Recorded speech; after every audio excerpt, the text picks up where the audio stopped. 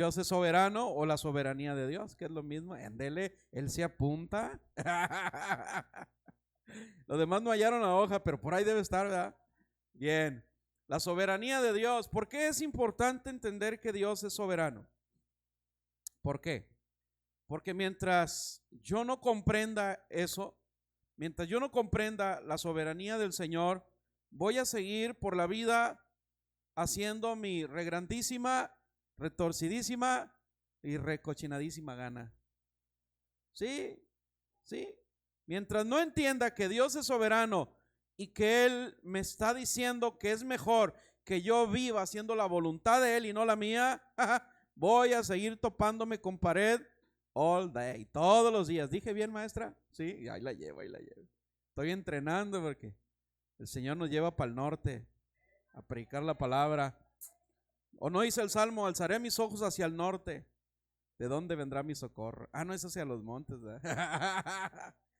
Y entonces vimos en Efesios 1:11, voy a recapitular así a la carrerita para agarrar el hilo de vuelta. Efesios 1:11, en la palabra de Dios para todo, dice: Dios nos eligió por medio de Cristo. ¿Para qué? ¿Para qué nos eligió? Ah, no está todavía en la pantalla. Para ser su pueblo. Dice, tal como ya lo tenía planeado, pues Él actúa de manera que todo lo que suceda salga de acuerdo con su voluntad. Wow, me encantó este versículo porque yo me la daba de muy chicho, ¿verdad? De que yo las podía, como decimos para Sinaloa, me las comía ardiendo y las apagaba a sombrerazos. Bueno, aquí en este versículo, en el verso 11, dice que Dios tiene todo planeado. ¿Te das cuenta que Dios no es un Dios desordenado? No es un Dios que dice, vamos a hacer esto a ver qué sale.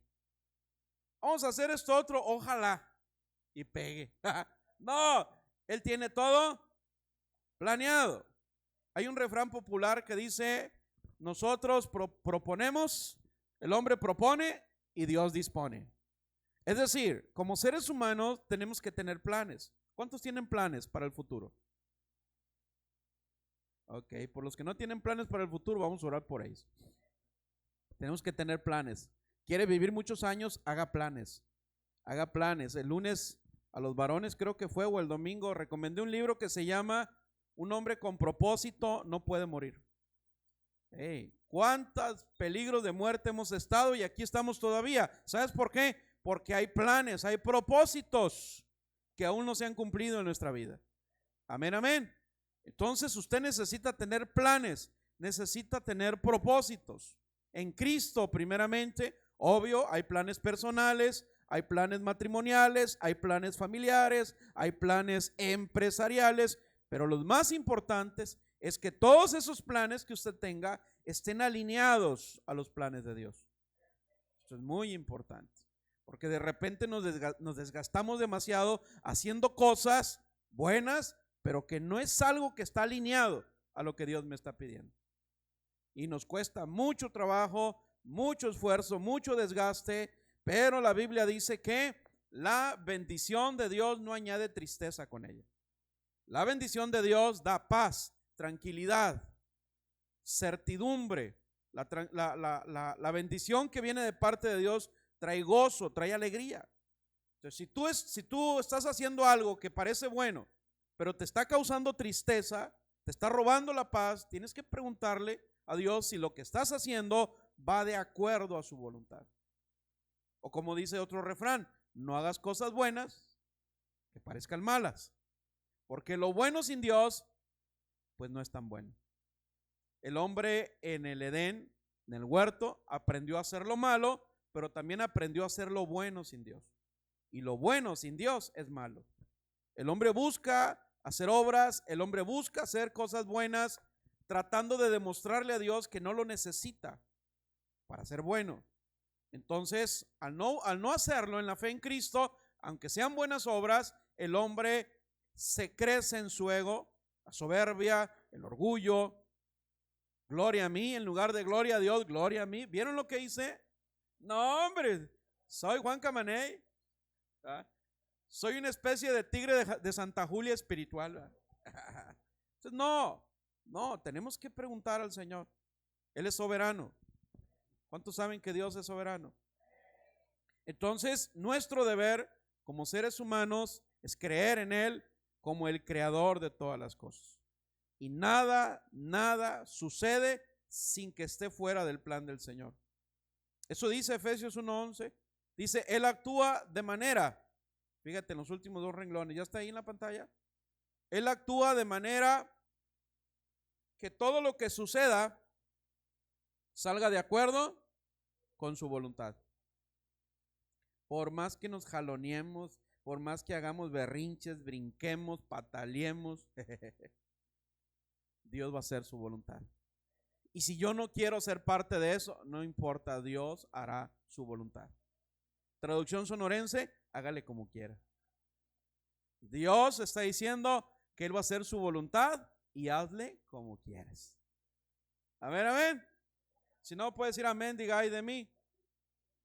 Entonces vimos que Dios con una sola orden creó el mundo. Amén. Todo lo que se ve fue hecho de lo que no se ve. Vimos también que Dios es soberano porque Él está por encima de todo ser humano. Soberano, Rey, soberano, Señor. Pero si yo, triste mortal, no lo veo, no lo recibo, no lo honro como mi único Rey soberano, si no entiendo que Él está por encima de mí, que sus pensamientos son mejores que los míos, que sus planes son mejores que los míos, que sus caminos son mejores que los míos, y no comprendo eso, pues como Vicente Fernández, voy a vivir a mi manera. A mi manera. ¿Cómo va esa, Gerardo? Tú te la sabes. Se me da que tú la cantas esa. Tal vez lloré, tal vez sufrí. Más tronado, anda más golpeado que un balde de noria, pero a su manera. O sea, no ocupa bules para nadar. Y así somos allá en Sinaloa y en Sonora también. Sí, nos gusta, va, nos jaloneamos y no, yo solo puedo. Oye, no, yo solo puedo. Oye, ¿ocupas ayuda? No, cuando yo quiera yo lo hago. Y lo que el hombre no ha entendido es que el pecado es como un pantano. No sé si alguien aquí alguna vez ha caído a algún pantano así físico, pero en las películas, en un pantano real, entre más luchas, más te hundes. Así es el pecado. Así es el hombre tratando de hacer las cosas a su manera y no a la del Señor. Entre más lucha por salir del pecado, más se hunde. ¿Sí? Vimos muchos ejemplos de gente que rechazó la soberanía de Dios. Los más conocidos, pues los John Lennon de los Beatles, el político brasileño Tancredo Neves, vimos a Hugo Chávez, expresidente de Venezuela, cómo públicamente quisieron humillar la soberanía de Dios y ellos creían ser más que Dios. Y bueno, ahorita se están topando con la verdad. Ahorita, mira, le salen burbujas donde están hirviendo. Sí, porque la historia no dice que se arrepintieron. Y bueno, todos vamos a morir de una forma o de otra, pero ese no es el punto. El punto no es que muramos, el punto es para quién vivimos. ¿Vives para Cristo o vives para el pecado? ¿Vives para agradar a Dios o vives para agradar al mundo? Ese es el punto. Porque dependiendo a quién honras como tu modelo a seguir, como tu soberano, es el modelo, es la forma en que vas a vivir, es la manera en que vas a pensar, es la manera en que vas a hablar y actuar. Entonces el hombre por sí solo jamás podrá salvarse. Jamás. El hombre, si no es a través de Cristo, jamás podrá salvarse a sí mismo. Jamás. Hay tantos intentos humanos, nidos de confort que el hombre se ha inventado como respuesta a las consecuencias del pecado y no ha podido. La psicología, la psiquiatría, la ética, el humanismo, la misma religión humana no ha podido cambiar el alma de las personas. Podrán cambiar su apariencia, pero no su esencia. El único que cambia el corazón de un ser humano es Jesucristo. Él es el único. Dale fuerte el aplauso al Rey.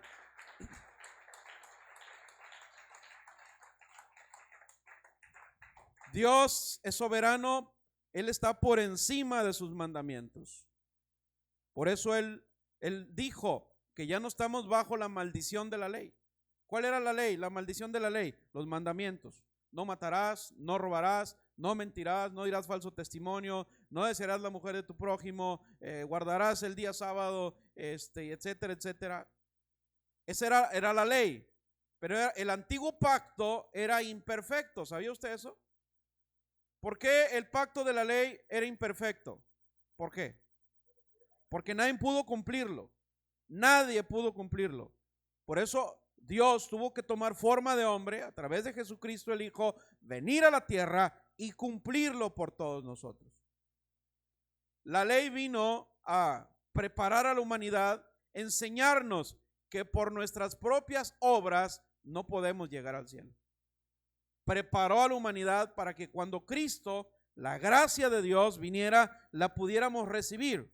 La ley decía, la haces, la pagas. La ley dice, si son 10 mandamientos, cumples 9 y fallas en uno, estás fallando en todos. Así de estricta era la ley. Por eso era imperfecto. Cristo viene a ser el mediador de un nuevo y mejor pacto. El pacto de la gracia. La gracia dice, volviste a pecar, levántate, arrepiéntete, yo ya pagué por ti. Vete y no peques más. Esa es la gracia. ¿Vamos a abusar de eso? No, dice Pablo, porque la gracia abunda, ¿seguiremos pecando? De ninguna manera. Entonces, la gracia es un nuevo y mejor pacto, basado en nuevas promesas. Amén. Y vimos que hay mucha gente hoy en día aferrada a vivir todavía bajo la ley. Y que por qué no te congregas en sábado, y por qué comes cochi, y que por qué esto, y por qué comes camarón. Muy malo el camarón así zarandeado. ¿Has comido camarón zarandeado? De esos camarones de a libra que los abres por la mitad. Mira. Híjole, ¿no les está hablando el Señor? ¿No? Entonces el antiguo pacto tenía demasiado peso. Y hay gente que hoy en día, aunque estamos bajo la gracia, sigue aferrada, viviendo bajo el antiguo pacto. Y el problema no es ese, el problema es que ponen el mandamiento por encima de Dios, y eso no es correcto. La Biblia dice que Cristo es el Señor del mandamiento. Él puede hacer lo que Él quiera, y Él dijo, yo ya cumplí por ustedes, no vine a anular la ley, vine a cumplirla. Hebreos 9:15, de manera que Cristo trae un nuevo pacto a los que son llamados por Dios, así tendrán por siempre lo que Él prometió, porque Cristo murió para librarlos de los pecados que cometieron cuando estaban bajo el antiguo pacto. Ahí está, Hebreos 9:15. Amén, amén. Entonces, Jesús es Señor del sábado. Dios es soberano y está por encima de los mandamientos. Significa que Él es el único que te puede juzgar o perdonar cuando fallas en un punto de la ley. La gente no tiene por qué condenarte. La gente no tiene por qué juzgarte. Dice la Biblia que nadie te juzgue por comida, bebida o día de reposo. Que nadie te juzgue. Wow, nadie. El único que me puede juzgar es Dios. Él es el único. Pero la gente se aferra, ¿verdad? Si quieres ser de mi religión, no comas cochi, vístete así, no comas aquello, no digas. Entonces buscan nada más imponer un cambio aparente. Así es la ley. Por eso había tanto fariseísmo. Los fariseos era gente muy religiosa, se sabía la Biblia de memoria, no fallaban a la iglesia, se vestían religiosamente, pero, ¿cómo les decía Jesús? Con todo respeto le decía, nido de víboras, tumbas blanqueadas, por fuera están muy bonitos, pero por dentro están llenos de huesos secos, huesos podridos. Ay, Señor, tan lindo el Señor, ¿verdad? Ese era el problema del fariseísmo, por causa de vivir bajo la ley, porque la ley te obliga a aparentar lo que realmente no eres en tu interior. Esa es la religión humana hoy en día. Los mandamientos de Dios lo vuelve mandamientos de hombres.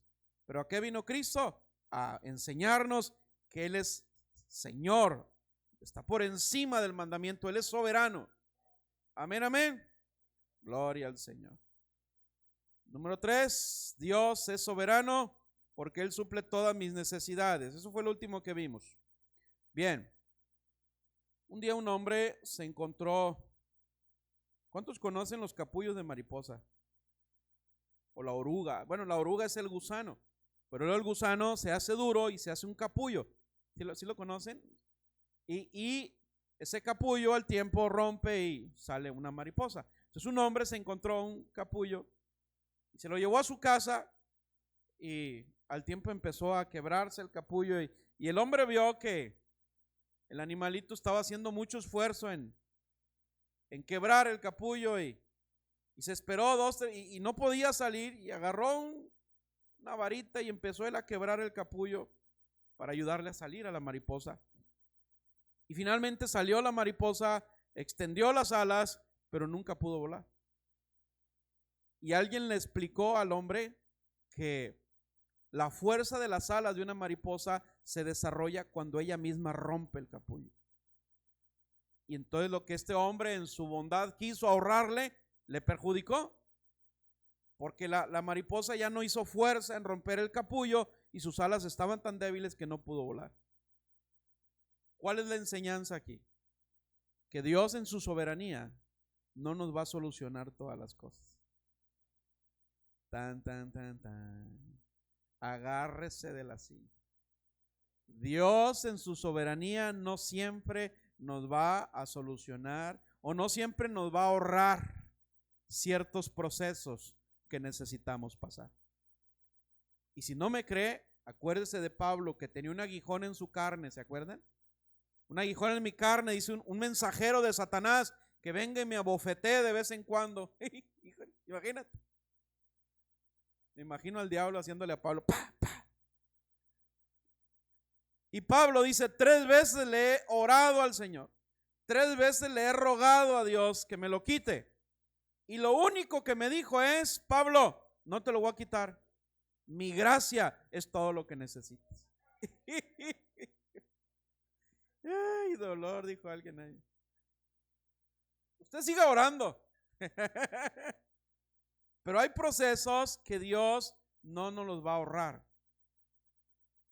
Entonces, Pablo oró 3 veces. Dios le dijo, no, Pablo, si te quito ese aguijón en tu carne, le dijo Dios a Pablo, tienes un problema de soberbia, Pablo. Y la única manera de mantenerte humilde dependiendo de mí es que te quedes con ese aguijón. Es la única manera. Esto me habla de ¿qué? De procesos. Procesos. Dios nos conoce tan bien que sabe lo que necesitamos y lo que no necesitamos también. Usted pídale a Dios lo que usted quiere, pero Él le va a dar lo que usted necesita. Y a veces lo que necesitamos es aprender a romper el capullo nosotros solos. Amén. Este hombre, al privar a la mariposa de la lucha, también la privó de su libertad para volar. Terrible para la mariposa. Entonces, esa era una forma en que ella se iba a ejercitar, a que los fluidos de su frágil cuerpo fluyeran hacia las alas, pero al ahorrarle el proceso, pues ya no pudo volar. Hay una escritura que me habla o me dice si estoy viviendo a mi manera o a la manera de Dios. Jeremías 18, creo que no lo puse en el estudio, pero si puedes poner la PDT. Jeremías 18 del 1 al 6. Es un pasaje muy conocido, pero muy sustancioso. Dice, este es el mensaje que el Señor le dio a Jeremías. Levántate y baja a la casa del alfarero, y cuando estés allá, ¿está en la pantalla? Te daré ¿qué? Mis palabras para el pueblo. Así que bajé, dice Jeremías, a la casa del alfarero y vi que estaba trabajando en el torno. ¿Qué estaba haciendo? Estaba haciendo una vasija de barro, pero se le dañó. Así que empezó de nuevo con el mismo barro e hizo otra vasija. ¿Y cómo quedó? ¿Cómo quedó? Tal como la quería. Y me llegó este mensaje del Señor: pueblo de Israel, es que no puedo yo hacer contigo lo mismo que hizo el alfarero con el barro. Ustedes, pueblo de Israel, son en mis manos como el barro en las manos del alfarero. ¿Quién dice? El Señor. Ay, nanita. Ay, nanita. Así tan sencillo. ¿De dónde hizo Dios al hombre? Del polvo de la tierra, del barro. Sí, nomás que uno nos pasamos un poco de tueste, otros quedaron crudones. Pero somos de barro todos. Unos son de tierra negra, otros son de tierra blanca, otros son de tierra amarilla, otros son de tierra roja, pero todos somos de barro. Amén. Y me está hablando aquí de un proceso. El alfarero en el torno, con el barro en las manos, me habla de un proceso. ¿Un proceso de qué? De formación. Dios quiere formar almas eternas, libres. Dios quiere darle forma a nuestro espíritu, a nuestra alma. Y el error de muchos seres humanos, aún cristianos, es que buscamos la imagen del mundo y no la de Dios. Dice aquí que el alfarero la deshizo, no le gustó cómo quedó, la deshizo y con el mismo barro la volvió a formar hasta que ¿qué?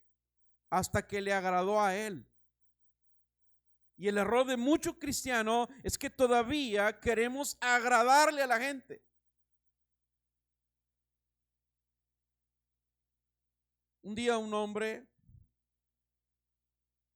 y una mujer que estaban en adulterio vinieron por primera vez a decirme que querían estar en la iglesia. Y yo les dije, la iglesia, ellos ya habían sido rechazados de otras iglesias. Yo le dije, la iglesia es un lugar público. Cualquier persona puede entrar a la iglesia. Pero eso no significa que vayan a entrar al reino. Al menos que hagamos lo que el Señor dice. Y yo les dije, son bienvenidos a la iglesia, somos su casa, somos su familia, pero necesitan arreglar sus vidas. Necesitan ordenar sus vidas. Si el deseo de ustedes es asistir a la iglesia, necesitan tener la fe para soportar, porque la palabra de Dios es como un bisturí, es una espada de dos filos. Yo no me voy a detener de hablar de adulterio, de fornicación, nada más porque ustedes estén ahí. Yo no me voy a detener porque Dios es soberano y su palabra se tiene que predicar. Y ellos dijeron, estamos dispuestos a soportar. Gloria al Señor. Welcome house. No están aquí, no volteé para ningún lado. ¿Eh? Yo les tuve que advertir esto. ¿Por qué? Porque yo conozco a Dios cómo trabaja. La palabra de Dios, mira, Dios es como el alfarero, pero también es como un escultor. Un escultor que de una piedra puede hacer algo precioso. Amén.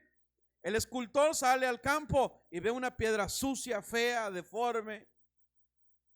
Y se le queda viendo y dice el escultor, veo un corcel ahí dentro. Y se la lleva a su casa y comienza con un marro, un martillo y un cincel. Le preguntaron a, ¿quién fue el que hizo la estatua del David? ¿Miguel Ángel? No recuerdo, un romano muy conocido que fue el que hizo la estatua del David, del mono bichi, pues ese que sale ahí, pero es de piedra. No recuerdo si fue Miguel Ángel. El caso es que le preguntaron que si cómo le hizo para hacer algo tan precioso. Y él dijo, pues el David ya estaba ahí, yo nomás le quité lo que le sobraba. Yo nomás le quité la piedra que le sobraba. Entonces Dios así es. Yo le pregunté una vez, Dios, ¿qué viste el mío? O sea, ¿por qué? Why the rito? O sea, ¿por qué yo? O sea, Dios, ¿por qué yo? Habiendo tanta gente mejor que yo, ¿por qué yo? O sea, y me dijo, pues porque eres muy bruto, por eso. Ah, bueno, pues al menos que sea por eso. No encontré otra explicación lógica. Así me dijo Dios, eres un diamante en bruto. Ahorita no se te ve lo diamante más que lo bruto. Lo que voy a hacer es que te voy a tallar. Te voy a esmerilar. Te voy a quitar lo bruto para que sea un poco más diamante que bruto. Ese es el proceso.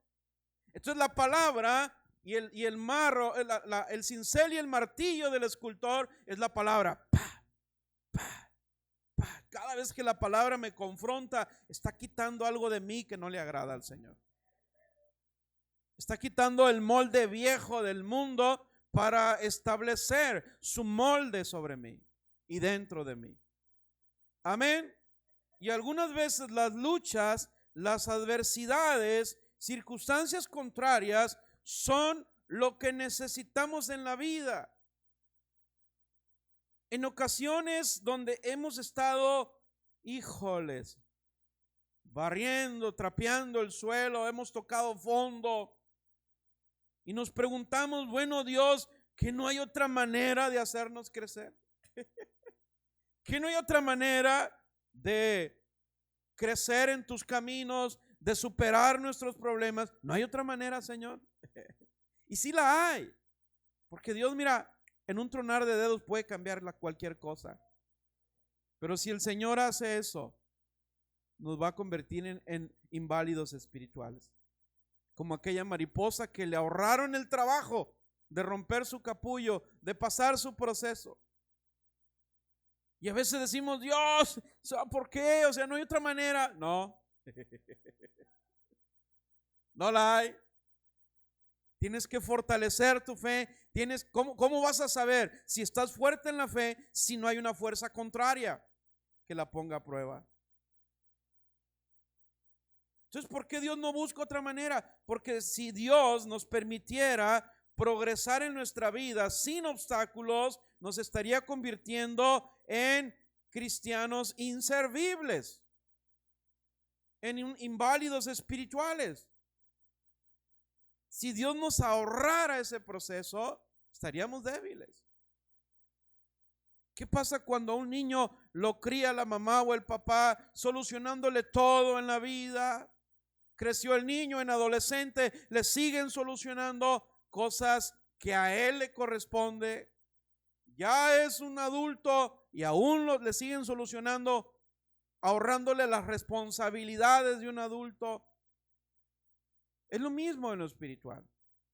Tenemos que comprender y valorar los procesos de un Dios soberano. ¿Duele? Sí, duele. ¿Crecer duele? ¿Sabía usted que crecer duele? En lo natural y en lo espiritual. Acuérdese cuando tuvo que dejar de ser niño, dejar el trompo, las canicas, el yoyo, para convertirse ya en un jovencito. A mí me costó mucho trabajo dejar los Hot Wheels. Sí, en la universidad todavía tenía una colección de Hot Wheels. Y grande. Que me estaba costando trabajo dejar de ser niño. ¿Y qué crees? Un día la tuve que vender, toda la colección, para pagar mi universidad. No era cristiano, era cristino. Y decía, bueno, ¿por qué? Mejor asalto un banco. No.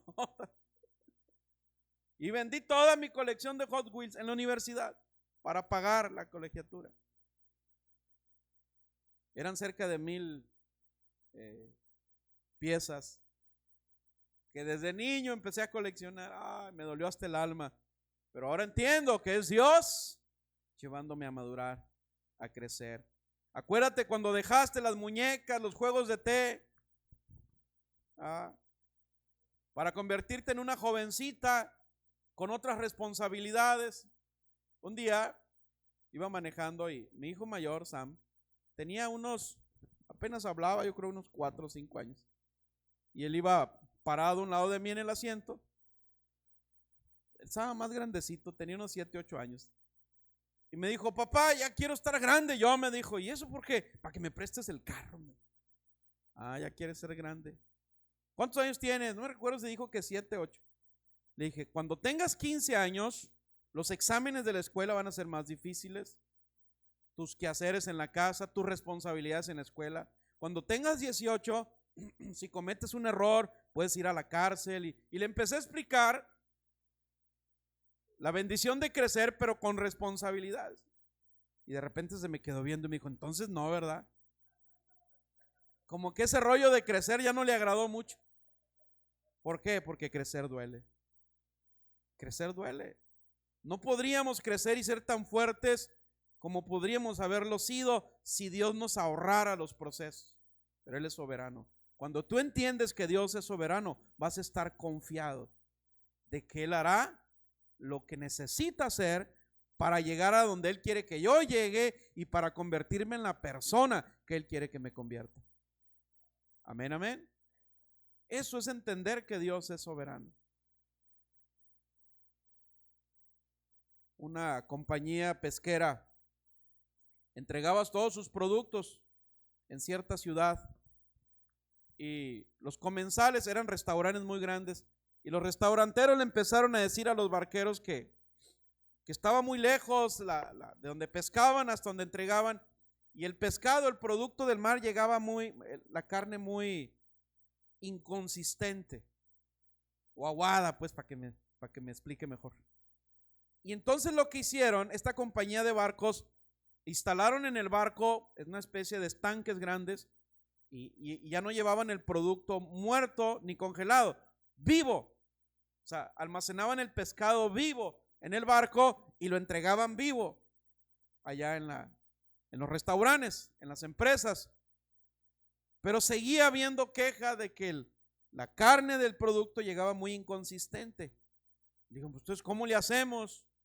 Y un experto en biología marina les dijo, cuando echen los pescados, los productos vivos al estanque, agarren también depredadores naturales y échenselo ahí mismo al estanque. Y no, hombre, llegaba, mira, el producto de excelente calidad, porque los depredadores naturales en el estanque, mientras no había depredadores, pues los pescados estaban relajados. Los peces iban relax, a gusto, ni quien los correteara.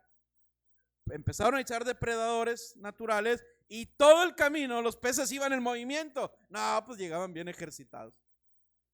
Y la carne llegaba como el cliente la estaba pidiendo. Wow. ¿Ya te diste cuenta cuál es el trabajo del diablo? Cargarnos así, mira, ¡pau, pau, pau! Mira, ¿ya qué te puede hacer? Engañarte ya no puede. Sin Cristo es más fuerte que tú, pero en Cristo mayor es el que está contigo que el que viene en contra. Ya no puede hacer nada más que pegarte unas correteadas de vez en cuando.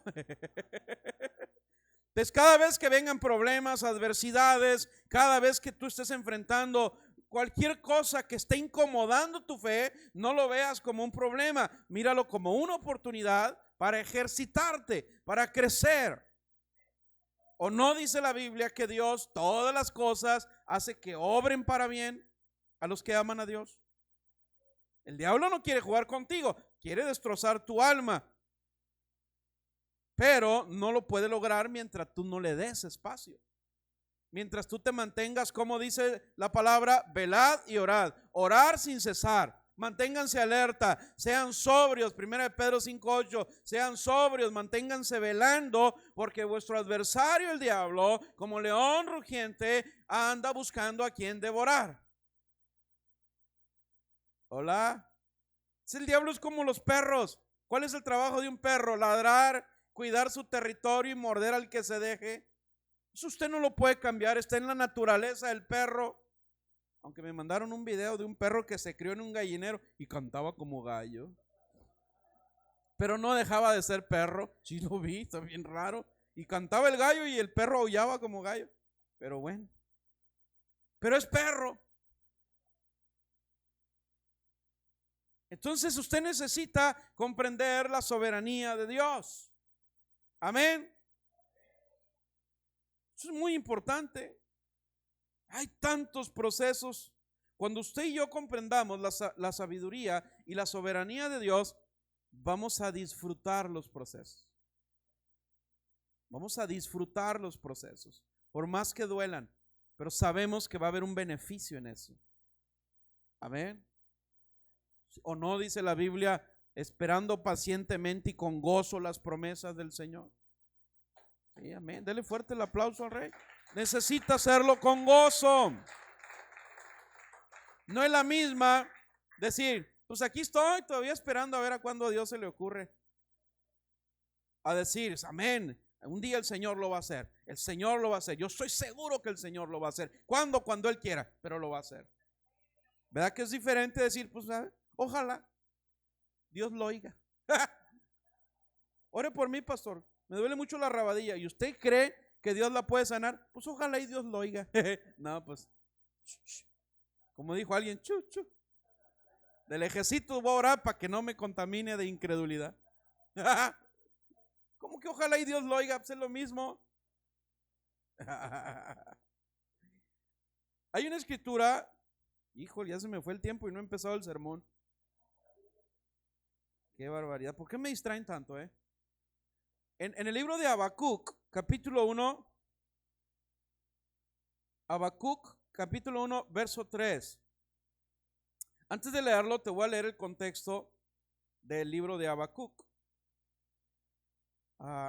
Este hombre fue el que escribió este libro, pero dicen los expertos en historia bíblica que la profecía que Dios dio a través de Habacuc fue el 605 al 600 antes de Cristo, o sea, 600 años antes de que Jesús naciera.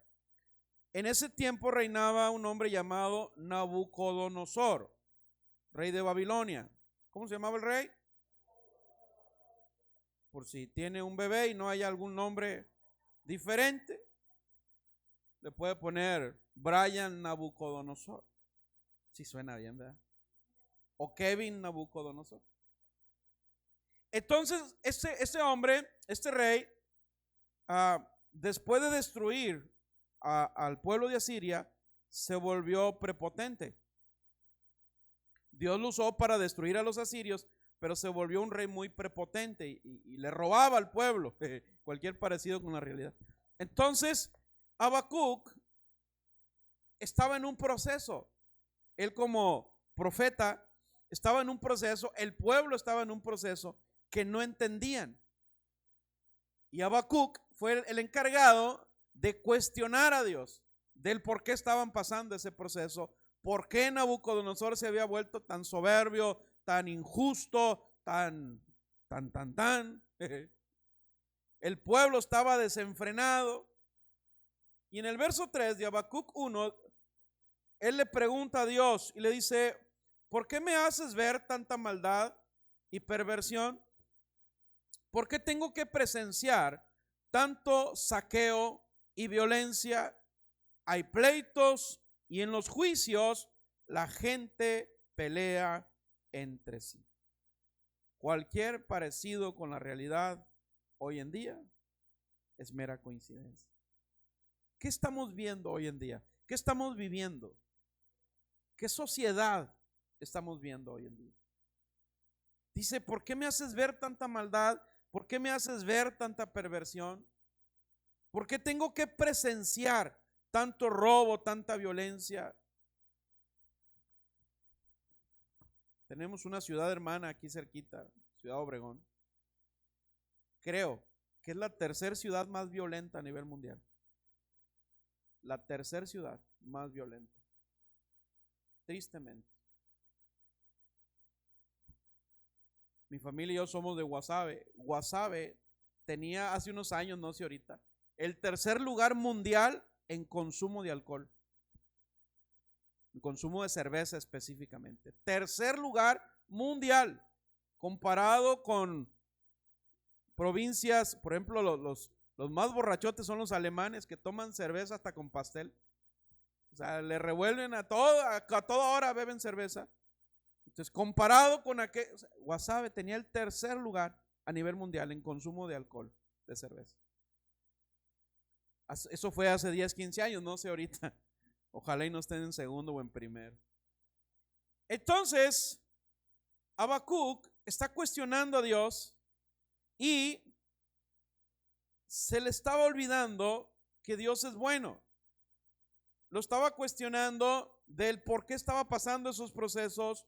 Asiria había conquistado Judá de forma muy violenta. Sin embargo, Dios, a través de este hombre, estaba dando una lección al pueblo, y a pesar de que el rey de Babilonia, Nabucodonosor, se había vuelto cruel, se habría vuelto ladrón, injusto, estaba humillando, pisoteando específicamente a Jerusalén, y Nabucodonosor había decidido saquear Jerusalén, tomarla, invadirla de una manera violenta y destructiva. Y Habacuc estaba viendo todo esto y estaba experimentando sentimientos de enojo, de frustración, ilusiones rotas, planes rotos.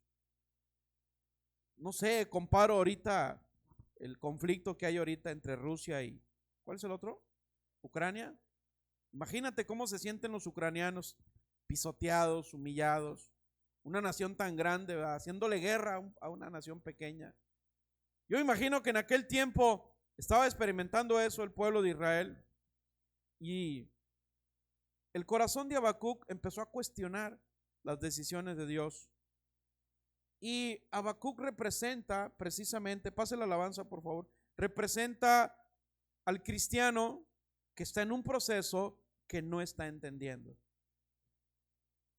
Habacuc, Israel, representa al cristiano o a la iglesia que puede estar pasando un proceso y no lo está comprendiendo. Entonces, los que conocemos a Dios, pues nos gusta enfocar nuestros ojos más hacia el poder de Dios. Nos agrada más la idea de pertenecer a un Dios todopoderoso, pero no cazamos mucho la idea de pertenecer a un Dios soberano. Cuesta más trabajo.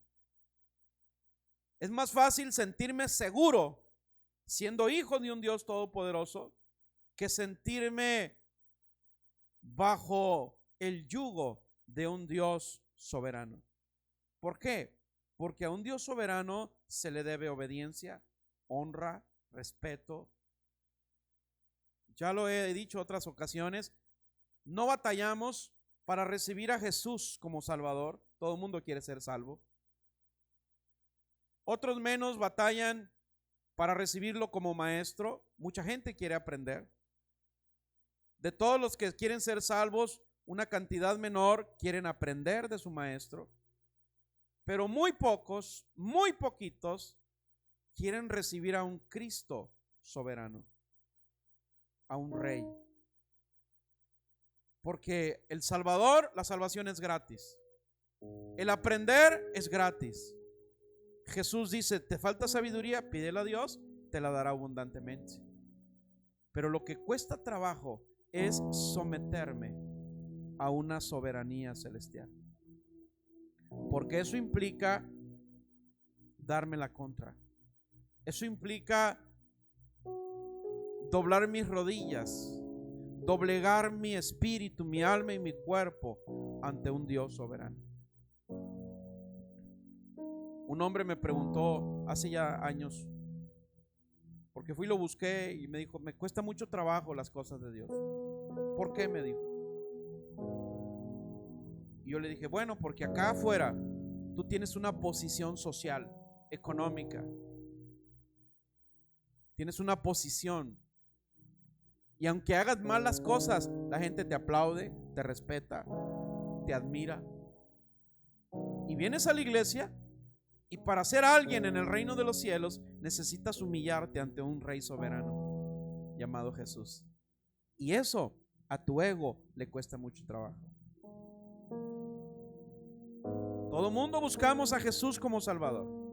Otros menos lo buscamos como maestro, pero muy pocos lo recibimos como soberano, como el único Rey. A eso se refiere la palabra. Muchos son llamados, pocos son elegidos. Las iglesias están llenas de gente llamada, pero necesitamos comprender la soberanía de Dios para estar entre los escogidos, entre los elegidos. ¿Cuesta? Sí cuesta. Jesús tuvo que rogar al Padre para que lo librara de las tentaciones. Jesús tuvo que orar, tuvo que clamar, tuvo que rogar. Él, siendo perfecto, con mayor razón yo, que soy un costal de errores, de limitaciones, soy un costal de defectos. Pero cuando no concibo a ese Dios soberano, voy a pensar que puedo vivir mi vida a mi manera. No voy a estar dispuesto a aceptar los procesos que Dios tiene preparado para mi vida. Y en las primeras de cambio voy a abortar los planes de Dios, voy a renunciar a los planes de Dios, porque no estoy dispuesto a negarme a mí mismo para aceptar la voluntad de Dios. Jesús dijo dos cosas: el que quiera seguirme, niéguese a sí mismo, tome su cruz and follow me, y sígueme. ¿Cuál es el primer paso para seguir a Cristo? Negarme a mí mismo. ¿Por qué?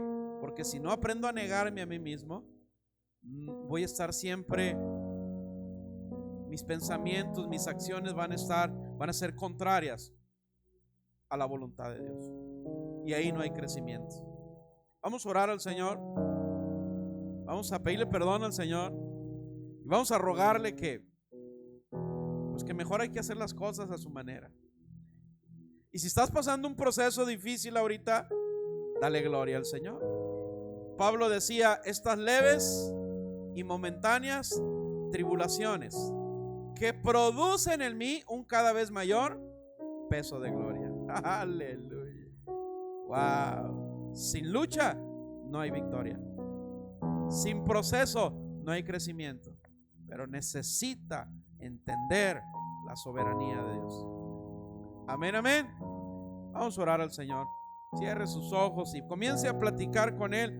Si hoy el Espíritu le habló y se identificó, ore al Señor mientras adoramos al Señor. En el nombre de Jesús. Ante ti me acerco.